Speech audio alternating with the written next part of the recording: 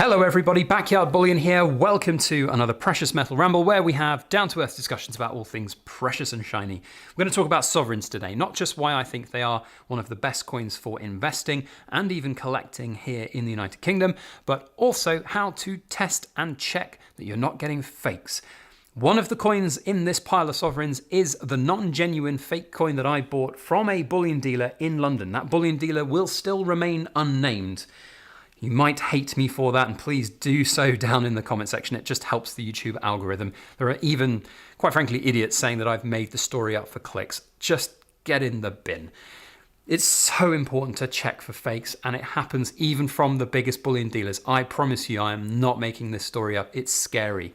And there are some really great bits of kit out there that you can use to test your silver and gold. Sigma, supplied by trusty Metrix here in the United Kingdom, one of the best machines out there for testing gold sovereigns. But I will argue that they are expensive, not going to be for everybody. But I would also argue that if you're getting sovereigns or if you're buying them on a semi-regular basis, that a Sigma machine is worth its weight in gold. We'll talk more about those in a minute in this video, but we are also going to show some of the other ways that one can test our sovereigns. Also, quick showcasing of the brand new desktop play button that came from YouTube today, literally about 5 minutes before I unboxed or unpackaged everything to get this video filmed, I should say. So huge, cool piece to have as a display on our videos. And subscribe, help me get to that next milestone. Don't know what it will be, 150,000 subs, let's go for that. Right, let's learn about some sovereigns. Sovereigns are some of the best coins that you can invest in here in the United Kingdom. Capital gains exempt, fractional gold, low premiums. There are just so many bits of really good things going for them. Nice pieces of history, collectible, loads of different varieties. They're just great. But learn about them. Dimensions and weights are really important. They are very good ways to check things quickly as a first barometer to see if something is genuine or not. So learn that a sovereign is 22.05 millimeters in diameter. The thickness can range from 1 to 1.4 millimeters depending where on the coin you measure. The weight, 7.98805 grams, but there is a tolerance of that manufacturing weight, so it could be as low as 7.97509 grams. Gosh, it's a mouthful, isn't it? Or it could be 8.00101 grams. So you could easily get a brand new sovereign, stick it on your scales, and if your scales aren't quite perfect calibration, then it could read well above 8 grams, and it's fine, absolutely fine. They're 22 karat gold. The purity really doesn't make a difference. People sometimes are a bit snobby about 999 fine gold or 22 karat gold being inferior, but my experience is gold, and sovereigns are so popular.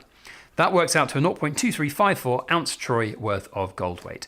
There is also an interesting thing about sovereigns in that they have a minimum or worn status, which is 7.93787 grams. So if there is a coin that has been, like this coin here, heavily cleaned, or it's seen a huge amount of circulation, it will lose little bits of fractional gold weight over its time. And this particular coin is one that I've just had in a big batch of coins from a bullion dealer, is weighing in at 7.93 grams. So it's on that cusp of no longer being capital gains tax exempt as a sovereign. It would actually end up being a chattel in most cases, so it would still be exempt from capital gains tax. But nevertheless, you might get a really underweight sovereign. If you're buying a bunch of sovereigns, check the weights of them.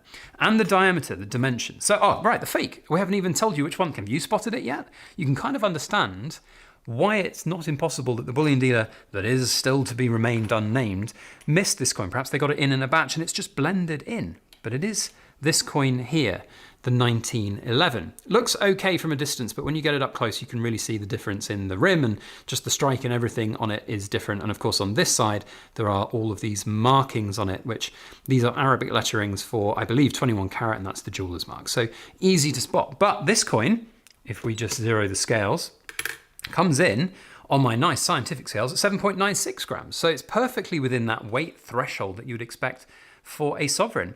Indeed, if you are using things that are not scientific scales that cost you hundreds of pounds to buy and hundreds of pounds to maintain for calibration every year, and you've got, say, some scales from Amazon, which they're okay, but they're not really fit for purpose in terms of actual trading, this comes in at 8 grams. So again, it's a happy thing. And if we put in, or on these scales, another sovereign, this one here, slightly older sovereign, 7.99 grams. So an absolute perfect reading for this particular coin. And then dimensions, we're looking for 22.05 millimeters in diameter. And you'll have to excuse the digital nature of my calipers not working anymore, but we can just about see here if it focuses on there, that it's just above 22, so that's perfect. And then the thickness of this coin is also about 1.4 millimeters, so perfect. And indeed, when you take this against another sovereign and put them side by side, and indeed sandwich it between three sovereigns, you would be almost impossible to find which one looks wrong. So this is a convincing fake. That's why they are made so convincing. You know, from a diameter perspective, it's bang on. From a thickness perspective, it's bang on. But there are microscopic differences in that because the density is different. And we're going to prove that the density is different after a quick word from trusty Metrix, who have machines that also do the density test, which will show quite how easy it is compared with a clunky weighing within water. But enough on that, just after today's message from trusty Metrix. We are very proudly sponsored by trusty Metrix, who are the UK's exclusive supplier of the Sigma precious metal testing machines. They are fantastic bits of kit, worth their weight in gold in my opinion. They've helped me grow my business and my stack and have that peace of mind that all the gold and silver that I own and that I buy is indeed real gold and silver. Something that if you're a business is imperative, but if you're a stacker, that peace of mind, as I said, is worth its weight in gold. Now, Trusty Metrix are a fantastic organisation, a small family-run business that provides customer service second to none. And I have first-hand experience of getting their technical help and expertise when I've been trying to test big chunky bars of silver like this, or just getting to grips with how the machines run. They are always there. I mean, they've been fantastic for me, even on weekends, to get prompt answers for just simple queries. They are a non-pushy organisation and they have and continue to work with businesses and investors to make sure that the machines that they get are right for them. So if you're interested, you can go and see their website with the full range of machines that they have on offer. And if you're interested, reach out to them and tell them that Backyard Bullion sent you their way. Thank you once again to Trusty Metrix for sponsoring our channel. And now back on with our precious metal ramble. Okay, so now we are going to do that specific gravity test in the old school way, like Archimedes would have done by sticking his head in the bathtub. So we weigh the specimen that we want to look at. And in this case, we are seeing that it is weighing 7.96 grams. We are then also going to quickly weigh just another one to do a reference piece alongside it. So this is one of the other genuine sovereigns that we've got here. And this one's coming in at 7.94 grams. So we've got 7.96, 7.94. Not worried about this one. It's just a really old young head sovereign, so it's got quite a lot of wear on it, but it's still within that tolerance of its weight. Then the next thing you'll need to do is to very carefully get something by which you're going to suspend the coin in some water. I'm using dental floss. I find it to be just a little bit easier to work with, and of course it's not going to take up as much space, room and density in of itself, so it's just a really good thing to use for this. Then we put some water. Ideally you want to use distilled water, but no one has distilled water in their house these days. It'll do. So you put water on scales and zero it, and then just pop the coin in without touching any of the sides or the bottom, just under the meniscus of the water, and you look for the scales to settle on a particular reading, and this one is coming in at 0.47. Take the coin out, you'll know the scales are not zeroed anymore. That's just a little bit of water that's clung to the coin when it's come out at the other end. So then you take the reading that you got to start with, the weight, 7.96, and you divide that by, what was it, 0.47 I think it was, and we get a reading which says 16.93, and that's lower, significantly lower than what a specific gravity for gold should be. So that number, that 16.93 that's come out there, that is just a measurement of the relative density of the item against the known density of the water. We know what the water density is, and so we can measure the relative density of it suspended in the water. So I actually wrote down the numbers over here of what we would expect 21 karat gold to be, so anywhere from 16.5 to 16.8. So it being 16.9 with a little bit of margin for error here in this particular coin, I think we can pretty much say with confidence that it is 22 karat gold. So next, we did that old one, didn't we? Let's tell you what, let's just do one that's got a little bit better. Well, we need to zero the scales. Let's do this coin here. So we're going to zero the scales, please, scales. Never work with children, animal, or expensive weighing scales, I say. So there we go. We've got a nice sovereign here, 7.98 grams. So 7.98. And then we're going to do the same thing again. We're going to take the dental floss. We're going to put it over the coin. Top tip, pre-tie your dental floss. It saves a lot of time. There we go, that's nicely hanging. And then we put our water on the scales in the middle. This kind of test, by the way, really does need fairly accurate scales. You're probably going to get different results on something like that than you are here, but it is at least a good barometer. And then we're going to dunk this one into the water as well. And we can see we have a different number here. So 0.45. So if we divide that by 0.45, we get 17.73. Fantastic, because 17.7 to 18.12 is the perfect 22 carat specific gravity. That range will vary depending on what other elements are within the manufacturing of the coin. So brand new 2026 sovereigns might have a slightly higher reading because they're alloyed with silver instead of copper. So there you can see quite quickly, I say quite quickly, it's a bit clunky to do that, and you do need to have some relatively good scales to do that, but you can see quite quickly that this coin is not 22 karat gold, but it is telling me that it is something quite dense. And because it's gold colored and has gold characteristics, I would acetate, that's probably the wrong word. I make up words every now and again, that's what I do best. We can probably say with a good degree of certainty that there is gold content in here, and it's most likely 21 carat. Now this is where I'm going to break out the Sigma again and just say those tests are great. Oh, there's one other test that I've forgotten about as well. You can do a ping test. I don't know if the microphone here, I'm going to do it up here next to the microphone. So that ping was the genuine sovereign, and this ping is the non-genuine sovereign. There is a difference in the ping there. So again, ping testing is a really good way to get sovereigns tested. Now, look, all of those tests that you can do there, they are free because, well, I say free within realms because you've got scales, presumably, hopefully you've got calipers, you can weigh things, get a cup of water and some dental floss, very cheap, not a couple of £1,000 machine. But at the same time, these machines do exactly that test that I've just demonstrated, but with the machine. So you put in here the sovereign setting, you put your coin on, this is the non-genuine one, and there we go. We can click this dimensions button, click round, and then you put it between these two lines, and if it's bang on in the middle of the lines, you know it's genuine. This one is over the line, so it's not. And then just to prove that this piece of kit is worth its weight in gold, we have the genuine sovereign that we put on, and we do the dimensions tests, and then we can put that between the lines, and it is bang on perfect. So that is the best way to go about testing sovereigns, in my opinion, the Sigmas. But I will agree that they are not going to be for everyone, because not everyone will have enough sovereigns or enough gold to demonstrate whether or not they want to get a Sigma. Now, there's a few other things I just wanted to talk about. The reason I got one of these out, this is not one of the Royal Mint silver sovereigns. This is one of the third-party mint silver sovereigns that have been around for ages. The Royal Mint thought they were doing something unique and amazing by doing an official silver sovereign. It's just a gimmick to part idiots from their cash. But a lot of people, well, I say a lot of people, some people, because there is a sort of little part of idiot's corner that need to go in here, but some people said, oh, why can't you just take a silver sovereign from the Royal Mint, gold plate it, and you could pass that off as a sovereign? Well, first of all, Sigmas would quite easily, quickly find that mistake.